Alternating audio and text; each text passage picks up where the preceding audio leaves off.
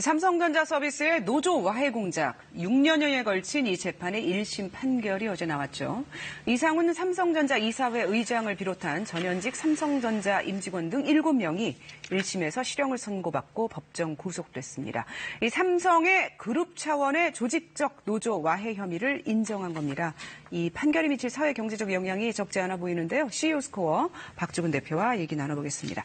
자, 6년이 걸렸다는 얘기는 그만큼 이 쟁점들이 첨예하고 법원의 고심도 깊었다는 거죠. 핵심 쟁점이 뭐였습니까? 핵심 쟁점은 하청 노동자 탄압에 대해서 원청의 책임을 물었다는 겁니다. 네. 6년이 걸렸지만 실제적으로는 2013년에 심상정 의원이 문제 문건을 공개한 다음에 네. 재판은 끝난 줄 알았는데 작년에 다스 수사를 하면서 그것서 6천 건의 문서가 나오면 사실은 이번에 유죄가 판결된 핵심이었습니다. 그러니까 6천 건의 노조 와해 공작과 그렇습니다. 관련된 문건이 나온 거죠? 그 문건의 핵심이 뭐냐 하면 원청이 책임이 있다. 그래서 이번에 구속이 됐다. 이겁니다. 자, 그룹 차원의 노조 와해 공작이 드러났다는 것, 또 이걸 인정했다는 것이 좀 의미를 가질 것 같아요. 네, 이번 판결에 중요한 한 세 가지를 짚을 수 있는데 첫 번째는 그 그룹 차원, 즉 미전시를 주축으로 미래전략실, 그렇죠. 조직적 노조 화해가 있었다는 것을 법원에서 인정을 한 것이고요. 두 번째는 부당 노동 행위에 대해서 원청인 삼성전자 서비스 책임을 물었다는 것입니다. 네. 마지막 세 번째는 협력업체 노동자 불법 파견도 인정을 했다는 것입니다. 이것은 우리나라 그 노조나 노소 역사 그 현재에서 굉장히 중요한 판결의 의미를 가집니다. 자, 한 개씩 살펴보면 자, 조직적 그 노조 와해 그거는 어떤 부분일까요? 일단 미래전략실이라 그러죠.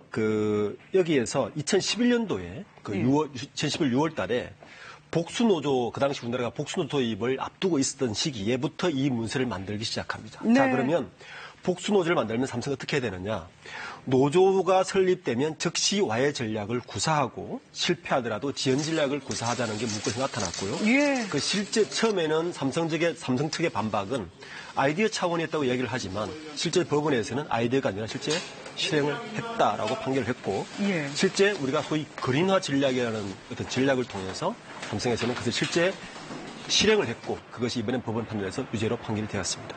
자, 그리고 두 번째 쟁점이 그 부당 노동 행위. 그러니까 이게 원청업체와 하청업체 노동자예요. 하청업체도 아니고. 근데 이 관계를 원청업체가 이 하청업체 노동자들의 사용자다 이렇게 본 부분이죠? 네, 그렇습니다. 재판부가 부당 노동 행위에 대해서 원청이 삼성전자 서비스입니다.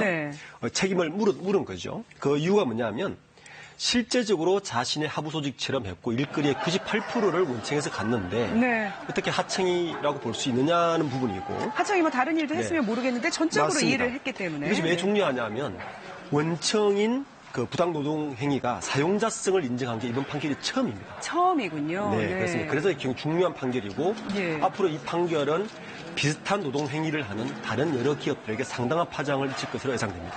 그러니까 한국에서 원청업체와 하청업체의 관계, 그러니까 하청업체가 여러 개를 받는 게 아니라 주로 대기업 원청업체의 일을 전적으로 받을 경우에 그 노동자들과 원청업체의 관계가 노사관계가 인정이 된다는 거예요? 인정된다는 거죠. 이제 그게 어떤 변화를 가져올 거라고 보십니까? 우선 우리나라는 지금도 많은 그 노동 단체에서 가장 요청하는 게 임금 차별이라든지 동일 임금, 동일 노동 이런 걸 규정하지 않습니까? 이게 가장 기본적인 게 아마 이 판결과 연관이 될 가능성이 큽니다. 특히 유통업체에서 하청을 보내는 쪽에서는 이 판결에 의해서 앞으로 상당한 부분 여러 가지 쟁의와 여러 가지 그 논쟁들이 분명히 있을 것으로 예상되고 이게 만약 법원에서 계속 이렇게 유죄 판결을 해준다면 우리나라 노동시장 전체가 굉장히 다른 형태로 갈 수밖에 없는 상황으로 갈 수 있는 판결이라고 봅니다. 그러니까 원청에 속한 그런 노동자들과 같은 일을 하면서도 다른 임금을 받았던 문제, 그런 문제 등에도 같이 영향을 미치게 되는 건 굉장히 중요한 판결이네요. 그리고 그 불법 파견 인정, 이 부분은 어떤 의미를 갖습니까?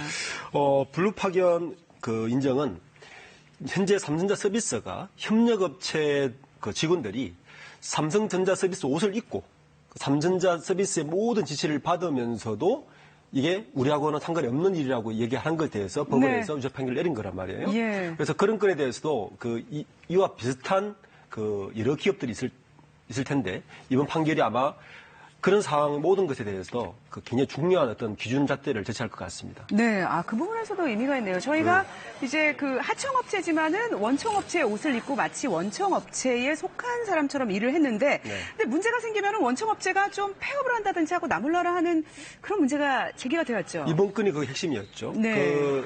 실제 원청업체들이 그런 여러 가지를 피하기 위해서 하청업체를 만든 다음에 실제로는 자기 원청처럼 일을 시킨 다음에는 문제가 생기면 폐업을 하고 또 다른 B라는 회사를 만들어서 똑같은 일을 반복하는 일들이 관행적으로 이루어졌다는 거죠.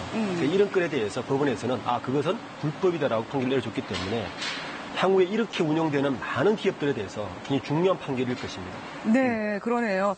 그러면은 뭐 간단히 이렇게 세 가지만 살펴봐도 이번 판결은 그 삼성 다른 계열사뿐만 아니라 우리나라 대기업과 또 원청을 주는 또 하청업체와의 관계, 이 모든 것에 지속적 영향을 줄 수 있겠군요. 그렇습니다. 이번 판결은 삼성전자 사건이긴 하지만 우리나라 노동시장 구조 전체를 한번 다시 되짚어보고 기준을 바꿀 수 있는 중요한 판결입니다. 특히 그 협력업체와 하청업체 관계에 대해서 굉장히 애모하고 관행적으로 불법인 걸 알면서도 진행됐던 것에 대해서 한번 쐐기를 박는 아마 판결일 가능성이 높습니다. 파장이 만만치 않을 것 같습니다. 네. 말씀 잘 들었습니다. CEO 스코어 박주근 대표였습니다. 네, 감사합니다.